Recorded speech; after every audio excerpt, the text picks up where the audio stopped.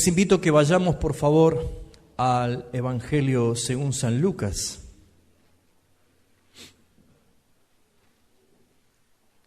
Al capítulo 18.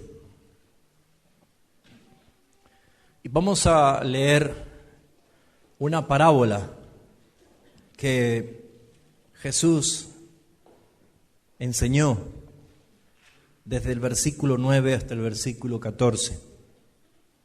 Quisiera que esta noche tratemos de prestar mucha atención, porque seguramente la verdad, como verdad misma, la misma palabra de Dios, cuando se presenta como la verdad, es ofensiva, es chocante, es como una aplanadora que tritura.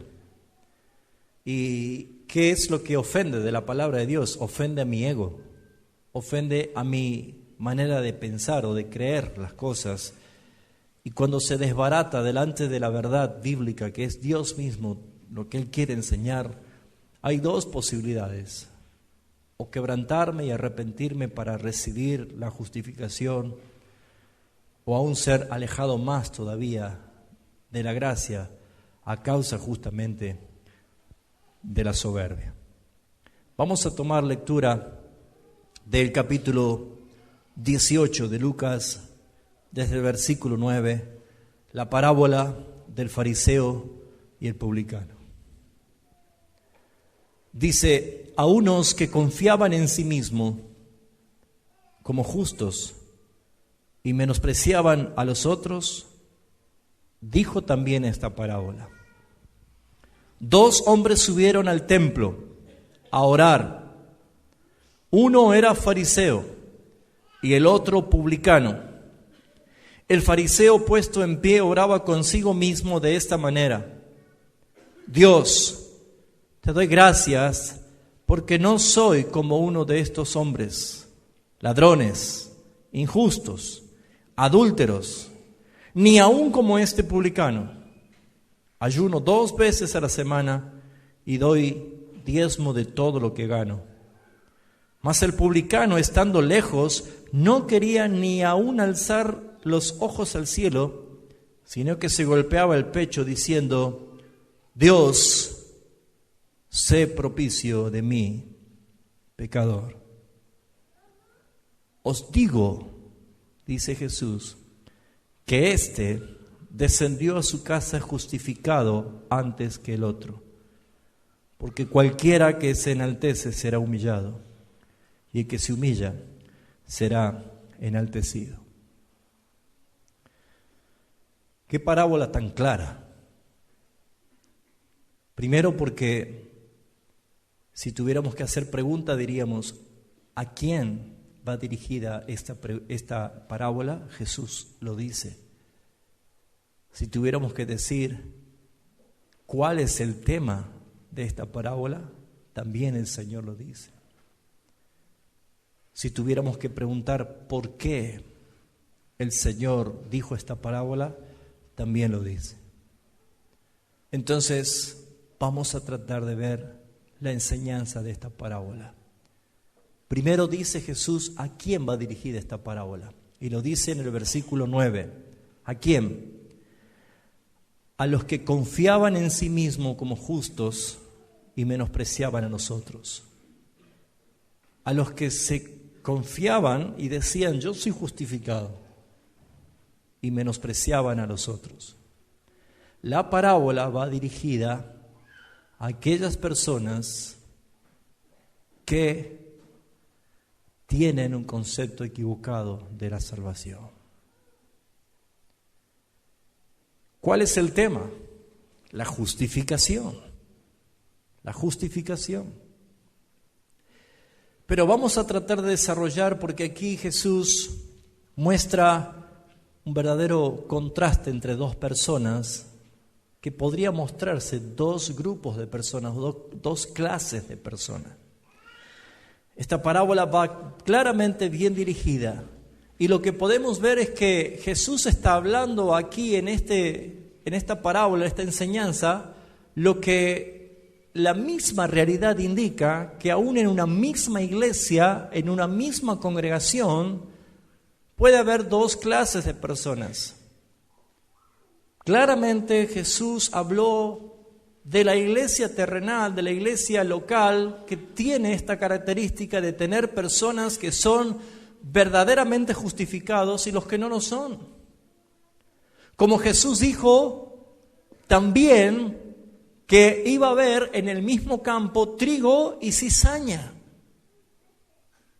Hablar de la justificación es hablar de la salvación, y en esta misma congregación, en esta misma noche, están estas dos clases de personas. Los que en verdad han sido justificados y los que aún todavía no. Lo que podemos ver nosotros es, primeramente, que Jesús en esta parábola menciona dos personas. Uno, un fariseo. Y el otro, un publicano. ¿Quiénes eran los fariseos? El fariseo es el prototipo de los hombres religiosos. ¿Dónde surgieron los fariseos? ¿Cuántos saben que desde Malaquías hasta Mateo, esa hojita que usted tiene en blanco allí, hay 400 años de silencio? Hay 400 años que han pasado. Y ya desde la apostasía que el pueblo de Israel venía, y cada vez que venía peor y se hacía abominaciones, en ese tiempo, a través de un grupo de hombres que quisieron reivindicar o levantar otra vez el culto genuino a la adoración a Jehová, llamados los macabeos, dentro de ese grupo se formó como sería una secta de hombres que quisieron levantar otra vez el orden y el respeto establecido por Dios en la ley de Moisés, porque se estaba haciendo mucho daño al no cumplir la ley de Dios y por sobre todas las cosas hacer que las abominaciones más grandes como el de sacrificar un cerdo se haya hecho en ese tiempo. Entonces este grupo de hombres religiosos fueron los que determinaron ser los que se separen de este mundo, se separen de este sistema mundo. Y ellos interpretaron diciendo que sí es posible cumplir la ley de Dios, toda la ley de Dios, a través de una interpretación que ellos mismos iban a tener, que se llama la ley de segregación, que es tratar de cumplir con ritos y tradiciones humanas lo que el hombre no puede cumplirlo. La palabra fariseo del hebreo es traducida justamente como los apartados, como los separados. ¿De qué? Del mundo. Y ellos llegaron a tener un fanatismo muy grande por su secta. La Biblia menciona algunos fariseos de alto renombre. Originalmente eran conocidos como los que querían levantar nuevamente la adoración a Jehová, pero lo estaban haciendo con esfuerzos propios. Entre los fariseos conocidos que encontramos en la Biblia, uno de los más grandes fariseos conocidos ha sido justamente Saulo de Tarso. Él era fariseo de fariseos, pero él fue convertido. Otro era Gamaliel. Otro fariseo que se convirtió era Nicodemo. Y vamos a encontrar que han habido fariseos que estaban en contacto con Jesús y Jesús estaba a la vez interactuando con ellos, pero cuando habían aquellos que se estaban cerrando en su forma de ser y vivir las cosas, Jesús le dedica prácticamente todo el capítulo 23 de Mateo y le llama fariseos hipócritas. ¿Quiénes eran estos fariseos? Primero, los que creen que con sus esfuerzos humanos lograrán la justificación. Ellos creían que cumpliendo el ritual de la ley de Moisés por tradiciones y costumbres, lo iban a lograr. Segundo, los fariseos tenían confianza en su propia justicia. Los fariseos confiaban en lo que ellos hacían. Esto es característica de los religiosos. Ahora, ellos no entienden ni usan bien la ley de Dios, porque según la ley de Dios debería actuar en todos los seres humanos como un espejo para ver cómo estamos nosotros, pero sin embargo ellos entendían todo lo contrario y adaptaban la ley de Dios conforme a lo que ellos querían para hacer justamente jactancia de cómo ellos eran diferentes a los demás. Eran presumidos y eran seguros en sus logros morales. Ustedes habrán visto muchas veces en la Biblia de cómo los fariseos criticaban a Jesús y a sus discípulos, por ejemplo, de que no guardaban el sábado, decía, o que comían sin lavarse las manos, o que no ayunaban como debían ayunar, y una serie de reglamentos religiosos. Y saben, hermanos, el fariseísmo no ha muerto con el tiempo, sigue estando hoy. Todavía hay fariseos en este tiempo. Todavía hay personas que creen en sus propios logros, en sus propios méritos, y creen que por los logros o los triunfos que van acumulando están haciendo evidencia de salvación o justificación, y eso no es así. Pero vamos a ver algunos de los errores que revela Jesús de los fariseos en esta parábola. Primero dice el versículo 10, 2 hombres subieron al templo a orar. 2 hombres subieron al templo a orar. Por lo tanto, aquí desnuda cómo es la relación de una persona delante de Dios. En este caso, 2 personas. ¿Cómo estas 2 personas se relacionan delante de Dios? Como hoy estamos aquí. ¿Cómo fue y cómo está siendo ahora tu relación delante de Dios? ¿Como un fariseo o como un publicano? ¿Cuál es la diferencia? ¿Cuál es el contraste que Jesús quiso resaltar en este momento? Lo primero dice que los 2 subieron a adorar, subieron a orar al templo. Uno era fariseo, el otro era publicano. Ahora, el fariseo demuestra primeramente una postura. ¿Cómo estaba el fariseo? Dice allí. Puesto de pie. Puesto de pie. Jesús en el capítulo 23 de Mateo dice que ellos adoran ser vistos por los demás. Les gusta ser vistos por los demás. Se paran las esquinas para orar fuerte, para ser vistos por los demás. Fíjense ustedes que la postura de este fariseo está mostrando algo que es diferente al otro. Este se puesto en pie. Dice, oraba consigo mismo. ¿Oraba con Dios? ¿Con quién oraba? Consigo mismo. Hasta en la oración uno se da cuenta si es un fariseo o no. Porque hay oraciones que son hechas para que el Señor las escuche y hay oraciones que son hechas para que los demás escuchen. ¿Conoce esta clase de oración? ¿Sí o no? Y la oración del fariseo siempre es consigo misma, porque no conoce la justificación, no entiende el Evangelio. Dice que oraba consigo mismo. El primer error es este. Ahora, lo que estaba orando aquí el fariseo, que dice, y Jesús resalta esto, y lo que estaban escuchando la parábola no se sorprendían porque ellos conocían esta oración. Este fragmento de oración pertenecía al Talmud. Y el Talmud era una oración justamente que venía de los fariseos en esa época del silencio.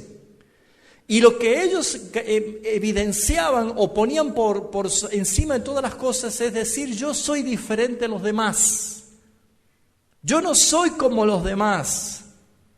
Y esta oración, que era un fragmento del Talmud, decía así: Dios, te doy gracias porque no soy como los otros hombres. Y añade ladrones, injustos, adúlteros, y hasta en su oración lo señala, y ni siquiera como este publicano. ¿Se da cuenta que no era una oración con Dios? ¿Se da cuenta que él oraba consigo mismo? ¿Usted puede darse cuenta quién era el Dios del fariseo? ¿Quién era el Dios del fariseo? Él mismo. Él estaba tomando un concepto equivocado. Él estaba desarrollando una vida religiosa que Dios no la recibía. Él no había entendido lo que es la justificación. Él no entendió lo que es la gracia. Yo le pregunto a usted esta noche, ¿usted entiende lo que es la gracia? ¿Comprende lo que es la justificación? Lo que vemos como un error aquí es que él oraba consigo mismo, que él se exaltaba a sí mismo. Esto se llama vanagloria. Porque ¿qué resalta en su oración? Dice, te doy gracias porque no soy como los otros hombres. ¿Qué está mostrando él? Una diferencia de lo demás. Y según la Escritura dice que no hay justo ni aún uno. Según la palabra dice que Dios no hace acepción de personas. Pero él estaba marcando una diferencia y aparte en el versículo 12, él pone delante de su oración su vanagloria. Él estaba diciendo, Dios, quiero que veas esto, para que veas que soy diferente. Según la ley de Moisés, había que ayunar una vez por mes. ¿Cuántas veces dice que ayunaba él? 2 veces por semana. ¡Qué sacrificio! ¡Qué hombre sacrificial! ¡Qué bárbaro, podríamos decir, ¿no? Y estaban escuchando cómo era su oración. Y también él agrega, y doy diezmo de todo lo que gano. Está diciendo, mi diezmo es fiel y es sacrificial. Fíjense ustedes que estaba poniendo por encima sus logros, sus méritos. Obviamente que alguien que no le interesa la salvación, que no piensa en su eternidad y que no sabe cuándo va a llegar el día de su muerte, no piensa en esto. Pero si alguien empieza a decir, yo puedo morir en cualquier momento, ¿cómo es mi estado espiritual? ¿Cuál es mi condición espiritual? ¿Cómo estoy yo con Dios? Ahora, si yo creo que ser salvo significa hacer todo esto, no entendí la gracia y no entendí la justificación. Si yo creo que ser salvo es tener méritos porque no soy como este borracho, que no soy como este adúltero, que no soy como esta prostituta, que no soy como este estafador, yo soy diferente porque yo ayuno 2 veces por semana, porque yo soy fiel en mis diezmos, soy sacrificial en mi adoración, está equivocado. Usted no entendió el Evangelio. Si ese es el pensamiento.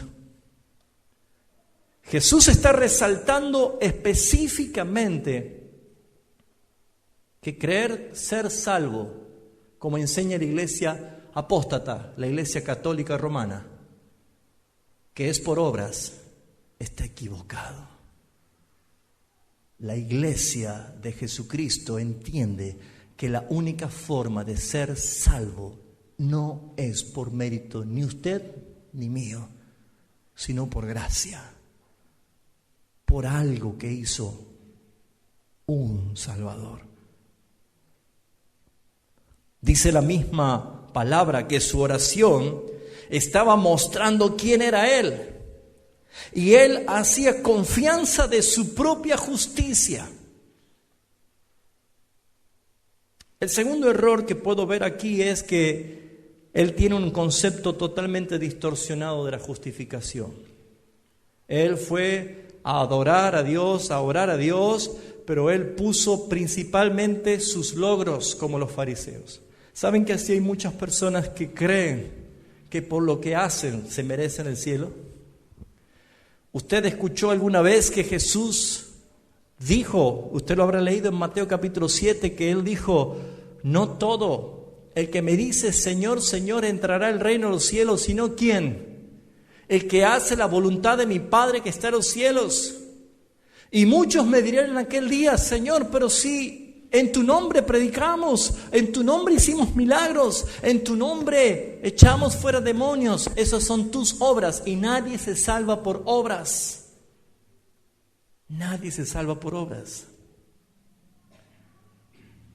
El error que este fariseo mostraba que tenía un concepto totalmente distorsionado de la justificación. Él creyó que ser justificado era por sus méritos, por sus esfuerzos, por su justicia. Ahora, veamos qué es lo que hizo el fariseo. Él añadió a la gracia sus propios méritos. Si es la gracia, no necesita tener méritos. Por ejemplo, si usted va, yo lo contrato a usted para que vaya a pintar mi casa. Usted cuando pinta y termina el trabajo y yo le doy el dinero, le digo, mire, no se lo merece, pero le doy el dinero. ¿Eso es gracia? No. Eso es algo que usted hizo méritos, y que se le pague no es un regalo. Usted trabajó para que se haga esto. Pero ¿saben qué es gracia? Que otra persona pinte por usted y vaya yo y le pague a otra persona que no hizo nada. Eso es gracia. ¿Se entiende el ejemplo? Muy bien. Lo que los fariseos estaban distorsionando la doctrina de la justificación era que ellos añadían a la gracia, al regalo de Dios, al favor que no se merecía. ¿Saben qué le añadía? Sus propios méritos. Yo hago esto, también hago esto. Gracias, Señor, porque no soy como estos. Otro error. Añadió a la fe sus propias obras. Añadió a la fe sus propias obras. ¿Y saben qué dice la palabra del Señor? Miren lo que dice en Romanos capítulo 3.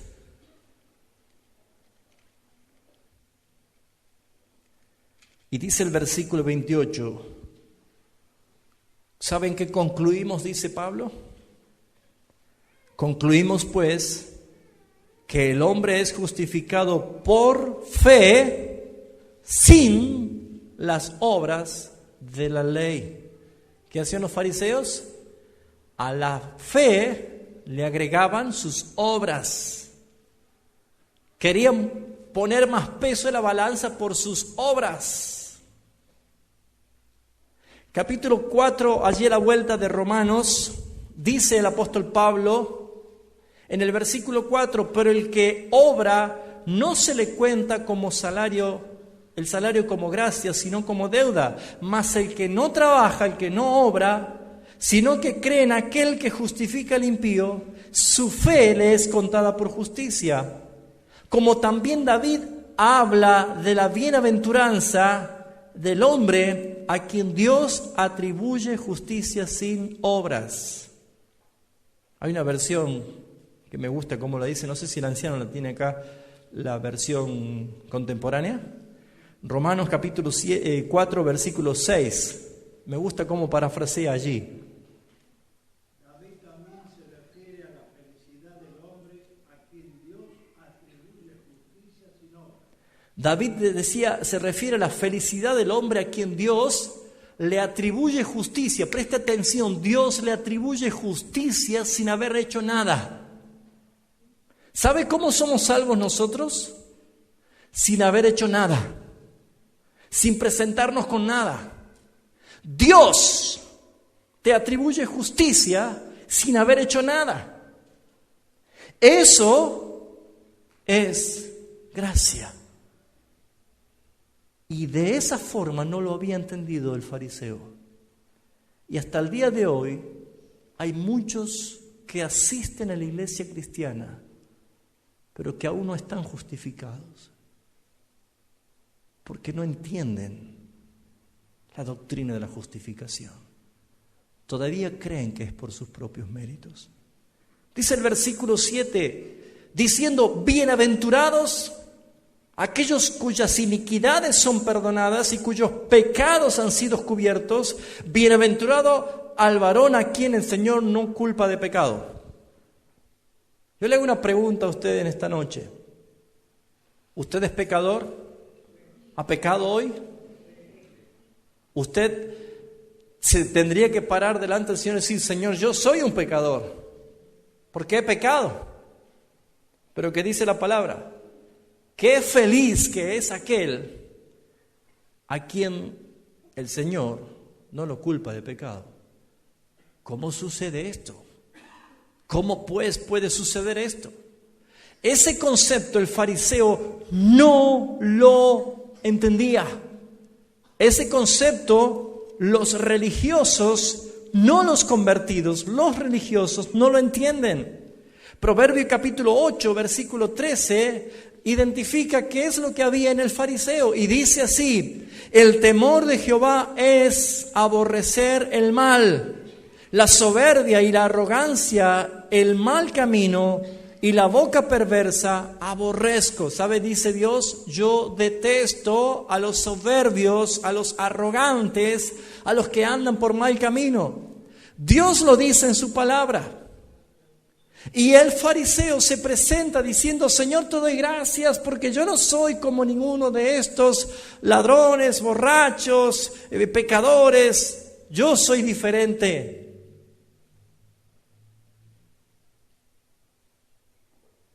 Los otros días le enseñé a la iglesia que dejen de estar cazando herejes y apóstatas para publicar en Facebook, por favor. Porque está haciendo un fariseo. Porque está teniendo un concepto de usted mismo que no debe tenerlo. Por más que usted esté caminando en el pináculo de la verdad, agache su cabeza y diga: todo es por la gracia y la misericordia de Dios. Usted no es diferente a nadie. Entonces no sea cazador de herejes y ande publicando a todos los herejes, porque creo que está teniendo un concepto demasiado alto que el que usted merece.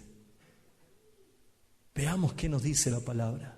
El error era grande. Y el tercer error que tiene acá el fariseo, ¿sabe cuál es? Que los fariseos, los que aún no son convertidos y saben que sus pecados están latentes, hacen lo que hizo este fariseo con el publicano. Busca a alguien en su peor estado que él para compararse con ellos. Busca compararse con los demás. Y saben, hermanos, cualquier persona que quiera sentirse más limpio en su conciencia, más tranquilo con sí mismo, es cuestión de ver cuál es el que peor está y compararme con él. Así cualquiera, ¿no es cierto? Esa actitud es de fariseo. Y me aterra ver la iglesia del siglo XXI cómo se comparan con otros. En verdad asusta ver como si fuera que están compitiendo quién tiene la mejor y la mayor verdad. El fariseo, él mismo se comparaba con los pecadores y tenía una mirada demasiado exagerada de sus propios logros. Cuando la Escritura dice que no hay justo ni aún uno, y dice no hay quien haga lo bueno. Por más que nosotros hagamos muchos méritos y digamos: Señor, creo que ahora sí estoy haciendo bien las cosas, la Biblia dice no hay quien haga lo bueno. Todo lo que hacemos nosotros siempre está impregnado por un corazón y por una iniquidad que esperamos aún ser transformado cuando Cristo venga y seamos transformados en gloria. Dios no ve la obra que tú haces. Dios ve la intención con que haces esas obras. Dios ve la motivación con lo que tú haces esto. ¿Sí o no? Somos solidarios, claro que sí. Nos gusta inmediatamente obrar en solidaridad. Pero ¿en verdad lo hacemos por amor al prójimo o lo hacemos para ser visto? ¿Se dio cuenta? Siempre que hagamos algo que sobresalga ante los demás, buscamos algo que nos quede como rédito. Siempre buscamos algo que quede un poquito de vanagloria. Hermanos, Dios conoce perfectamente el corazón y las intenciones del corazón. Estos son los errores del fariseo. ¿Quién es el otro que estaba allí? El publicano. ¿Quién era el publicano? Algo terrible, ¿no? Para esa época, el cobrador de impuestos. Muy bien, al principio, cuando el Imperio de Roma tomaba sitio o colonias de distintos lugares conquistados, ponía en los emperadores o en los gobernantes de cada lugar gente que sean de su propia nacionalidad como un trabajo. O sea, ellos conseguían o brindaban un trabajo. Y habían quienes, en un primer momento, era como un título honroso decir, bueno, trabajamos nosotros como publicanos, cobradores de impuestos. Pero, ¿saben? Muy poco tiempo duró esa honra, porque resulta ser de que si el César de esa provincia solamente necesitaba 500 pesos, lo que quería que se le rinda eran 500 pesos. Ahora, si vos cobrabas 600, 700, 1000, 2000, 3000 pesos, quédate con el resto, pero el César dale los 500 pesos, no sé si entendés. Entonces los cobradores de impuestos comenzaron ellos, a sus propios hermanos, a su propia gente, a su propio pueblo, a su propia familia, a sangrarlos con los impuestos. Entonces empezaron a ser mal vistos, porque todos los publicanos eran considerados ladrones. ¿Se acuerda del gran publicano que se convirtió, que era chiquitito así, se subió a un árbol y cuando vino la salvación a su casa, ¿qué hizo él? Fue a devolver, dice, lo que había robado y lo dio 4 veces más, porque se había convertido. Estaba mostrando que los publicanos eran pecadores y pecadores despreciables. Ahora, aquí no hay cobradores de impuestos, pero sí hay pecadores. Y es la misma categoría. ¿Qué características tenía? El fariseo estaba puesto de pie y sin embargo vemos en el versículo 13 que el publicano, estando lejos. ¿Dónde estaba el publicano? Lejos. ¿Saben por qué? Porque el pecador es consciente de su inmundicia. El pecador es consciente de su pecado. Y por eso usted se va a dar cuenta de que a veces hay hermanos o personas que han entendido que son pecadores, pero no han comprendido la justificación por gracia. Entonces ellos aplican su propia justicia y su propia justicia dice, ¿qué vas a ir a meterte en la iglesia si sos un pecador? Si sos un blasfemo. Te mereces estar en el infierno. Y ellos aplican su propia justicia, por eso están atados al alcohol. Por eso están atados a los vicios, por eso ellos mismos se flagelan diciendo yo me lo merezco. Ahí tiene la imagen del hijo pródigo que él mismo se apoyó en su propia justicia, él dio su propio veredicto y él dijo yo no merezco ser llamado hijo de mi padre, voy a ser ahora un jornalero. Su propia justicia. Y mis queridos hermanos, la actitud de este publicano era una actitud de quebrantamiento. ¿Por qué? Estaba parado lejos ante la santidad de Dios. El que se siente sucio se para de lejos, pero a la vez no se quiere ir de su presencia. ¿Escuchó? Ante la gloriosa santidad de Dios, los que se sienten sucios por el pecado se paran de lejos, pero a la vez no se quieren ir de la presencia del Señor. Claro, mis hermanos, es como que estuviésemos que estar en una fiesta muy paqueta, muy hermosa. No sé si a alguno le pasó. Y cuando estaba yendo para la fiesta, se ensució su ropa, su vestido con un charco de barro o algo que lo ensució. Saben, muchas personas desistieron, pegaron la vuelta y se van porque dicen que no puedo estar así. O hermanas, si alguien tiene tu mismo vestido en la fiesta, está buscando dónde está el ligustrín más grande para esconderte y estar allí. No te vas de la fiesta, pero si es posible estoy bien en un lugar donde no se vea. Porque cuando uno es consciente de que es motivo de vergüenza, no quiere estar, pero a la vez no se quiere ir. Este pecador sabía que era pecador, pero él subió a orar, pero se paró de lejos. Una actitud diferente, uno estaba erguido y el otro estaba de lejos, como una actitud de quebrantamiento, pero a la vez tenía una actitud de vergüenza, porque dice, ni siquiera se atrevía a alzar sus ojos al cielo. ¿Cómo era la postura?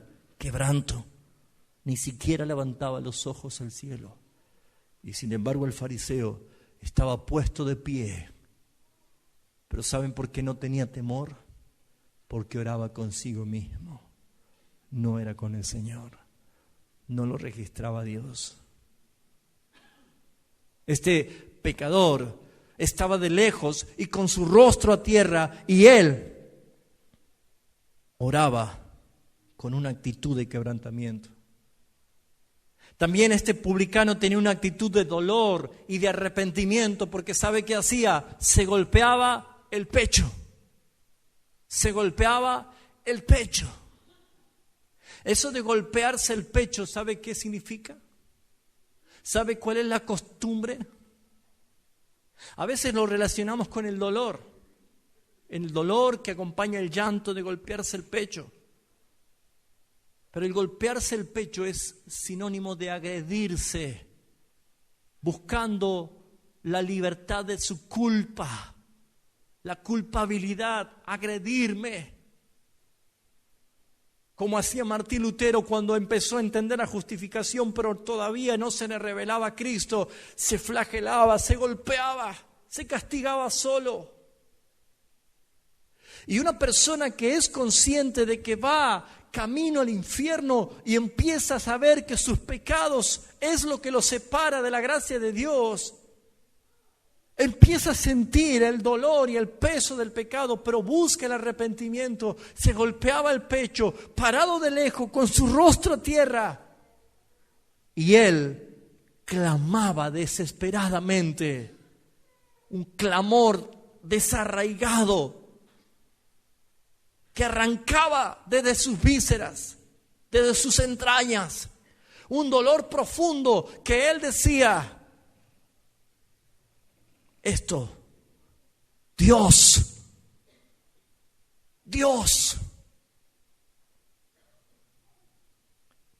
sé propicio de mí.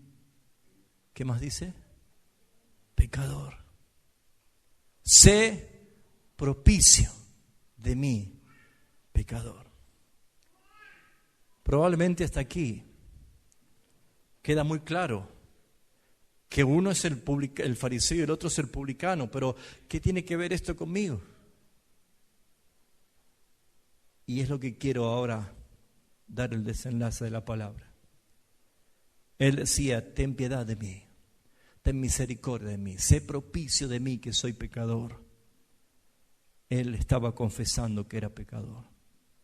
Ahora comparemos. El pecador, el fariseo, trajo en sus manos su ayuno. Trajo sus diezmos, su sacrificio, trajo su posición, su estatus, lo que él presumía. Pero el pecador, el publicano, él no traía nada más que un clamor: te pido que seas propicio de mí. Y ahora quiero darte la enseñanza. ¿Quedó claro que hay dos? ¿Quedó claro el contraste? Ahora quiero ir al final para explicarte lo que es la justificación. El versículo 14 dice, Jesús concluye esta parábola diciendo lo siguiente: os digo que éste descendió a su casa como justificado antes que el otro. ¿Quién? El publicano. Bajó, descendió a su casa justificado antes que el otro, porque cualquiera que se enaltece será humillado, y el que se humilla será enaltecido. Esto lo dijo Jesús. Esto es un principio, una regla judicial. Pero ¿qué pasó aquí? ¿Por qué el publicano se fue justificado y el otro no? ¿Será por la actitud de uno y la actitud del otro? Lo que vemos aquí es que el fariseo estaba jactándose en su propia justicia, pero el publicano dio la oración y el clamor correcto: quiero que tú seas propicio de mí. ¿Cómo el pecador puede alcanzar la justificación? Y esto es lo que yo entendí después de muchos años. Esto en verdad lo que a mí me hizo tener una paz que le pido al Señor que me ayude a transmitírselo. Pero vuelvo a decir, depende de usted si presta atención. La gran doctrina de la justificación, que es bíblica y que todos necesitamos, voy a hacer esta pregunta: ¿usted quiere ser salvo? ¿Seguro quiere ser salvo? Cuando muera, ¿quiere ir a la presencia de Dios o quiere ir al infierno? Si usted dice, quiero ser salvo, ¿sabe qué necesita para ser salvo? Ser justificado. Porque el que no es justificado es pecador y como pecador está condenado. ¿Usted quiere ser salvo? Debe estar justificado. ¿Qué significa ser justificado? Yo sé, muchas veces lo expliqué, muchas veces lo aprendí así, muchas veces lo enseñamos y hasta tú lo enseñaste. Ser justificado es cuando Dios declara al pecador justo. Y es muy linda y es de verdad, es la verdad más gloriosa que podemos escuchar. Pero ¿cómo es? ¿Cómo sucede? ¿Cómo lo vivo? ¿Cómo practico esto? ¿Cómo se lleva a cabo esto? Hermanos, esto se llama la doctrina de la sustitución y de la imputación. Si alguien quiere ser justificado, necesita entender lo que es la sustitución y lo que es la imputación. Primero, ¿qué significa sustitución? Es cambiar por otro. Es cambiar por otro. Si yo quiero ser salvo, el que debe vivir en mí es Cristo y el que debe morir soy yo. Eso es sustitución. Y entender sustitución significa que por la fe yo puedo creer en la obra que Cristo hizo. El que murió en la cruz es Cristo, pero cuando yo estoy viendo en la cruz a Cristo, debería estar diciendo, soy yo el que debería haber muerto, pero Él tomó mi lugar. Él murió en lugar mío. Eso se llama sustitución. Pero también la justificación se la obtiene por la imputación. ¿Qué es la imputación? Es que la justicia que logró Jesucristo en la cruz del Calvario, que yo merecía, esa justicia que Él ganó, me la puso a mi cuenta.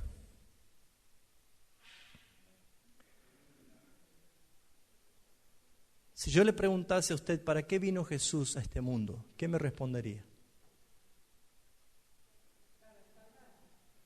Para salvarla. ¿De qué forma? ¿De qué forma? ¿Para qué vino Jesús a este mundo?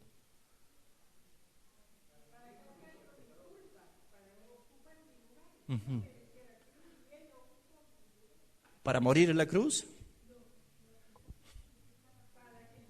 Para que seamos justificados. Ajá. Fíjense ustedes, si Jesús hubiera descendido el día de Pascua, el Viernes Santo, y moría, viernes, estaba muerto sábado, domingo resucitaba y ascendía, ¿era suficiente? No. Porque la muerte de Jesús me libró a mí de la condenación de mi pecado. La paga de mi pecado Él la pagó por la muerte. Pero saben, Jesús nació en este mundo. Nació como un niño, como un bebé. Y vivió. Y padeció. Y obedeció. Y creció. Vivió para que todos los méritos que Él hizo y que tú y yo no pudimos hacerlo, Él lo logre. Por ejemplo, usted y yo no podemos obedecer el 5º mandamiento. Honra a tu padre y a tu madre. Por más que queremos, no lo logramos. Pero Jesús honró a su padre y a su madre de tal perfección que Él, habiendo vivido en honra todo el tiempo a sus padres, ese mandamiento se imputó a mi cuenta. Y cuando Dios me juzgue y vea cómo yo fui con mis padres, Él va a ver perfectamente que yo fui imperfecto en ese mandamiento, pero lo que Él ve no va a ser mis actos, va a haber una cuenta cancelada. Él va a ver, cuando vea, va a decir, Raúl Oliva fue perfecto honrando a su padre y a su madre. Cuando él vea, va a decir, Raúl Oliva fue perfecto al no mentir, jamás mintió. ¿Por qué? ¿Lo hice yo? No, mis hermanos. Lo hizo Cristo. Él ganó los méritos. Él vivió una y otra situaciones en este mundo de triunfo en triunfo. Y toda la justicia que Él logró la imputó a tu cuenta. ¿Tú hiciste algo? Nada. Pero a la hora de la verdad, tu cuenta está cancelada. Algo pasó, por lo cual dice Pablo, cuán dichoso es aquel a quien el Padre no lo culpa de pecado. Porque alguien pagó, porque alguien canceló. Eso se llama imputación. No tan solo Cristo vino a vivir en lugar tuyo, sino que Cristo vino a vivir de la manera más gloriosa y más excelente, para que al lograr toda la victoria en este mundo, cuando Él resucite, la justicia que Él ganó está para ser acreditada en la cuenta de aquellos que dicen, Señor, sé propicio de mí que soy un pecador. ¿Comprendes esto? ¿Sabes, hermano? Cuando participe de estos símbolos, quiero que entiendas que tenés un lugar en la mesa del Señor, no por tus logros, sino porque el que lo logró imputó a tu cuenta la gracia y la justicia eterna. La única forma de lograr la justificación es por medio de la imputación de la justicia de Cristo. Jesús no solo murió por ti, nació por ti, vivió por ti, obedeció por ti, triunfó por ti, resucitó por ti. Y esa victoria está imputada. ¿Qué quiero decirte con esto, hermano? La justicia que logró Cristo Jesús es una justicia transferible. No está en ti, esta justicia no es tuya. Por más que hagas todo lo que hagas con el más grande de los esfuerzos y de los méritos por querer hacer algo para ganar el cielo, no lo vas a lograr.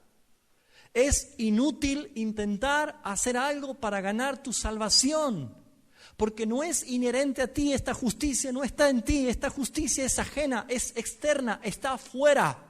Esta justicia la logró Cristo, y Cristo llenó el banco del reino de los cielos con superávit.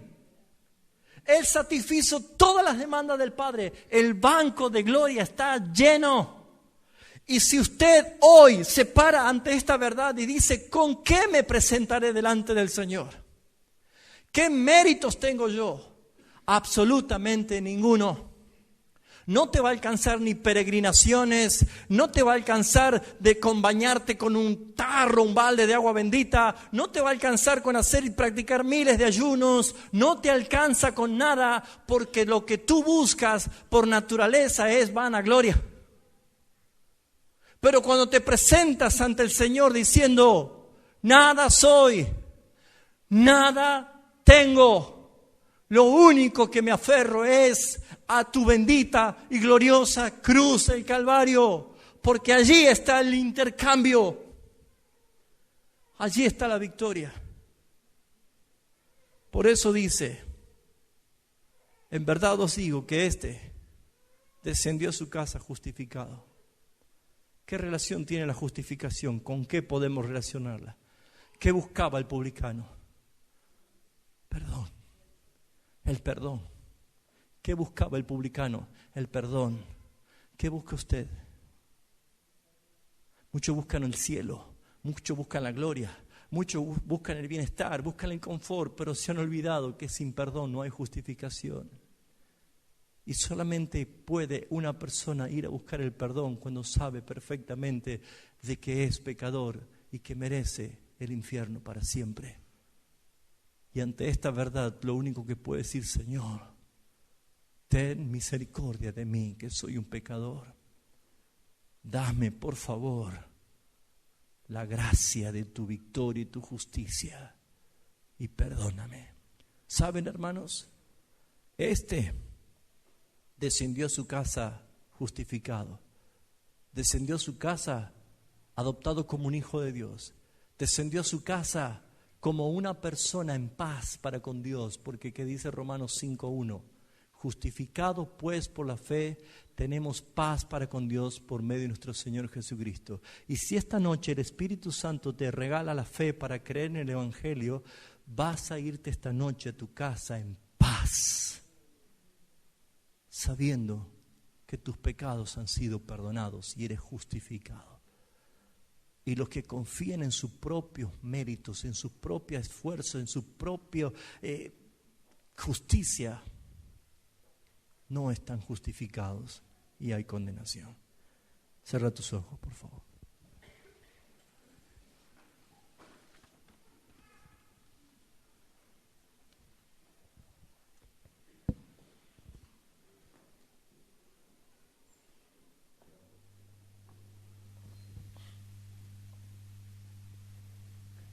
La vida es un soplo, dice el salmista. La vida es un soplo, es como un vapor que se esfuma. La vida es muy frágil. Hoy podemos estar, mañana ya no. Y la oportunidad de la salvación no es otra cosa más que poder tomar una decisión a tiempo. Y dije la palabra poder tomar, porque por más que alguien quiera o intente, si no obra el Espíritu Santo, no lo va a lograr. Pero ¿qué necesitas para alcanzar la salvación? Es el perdón.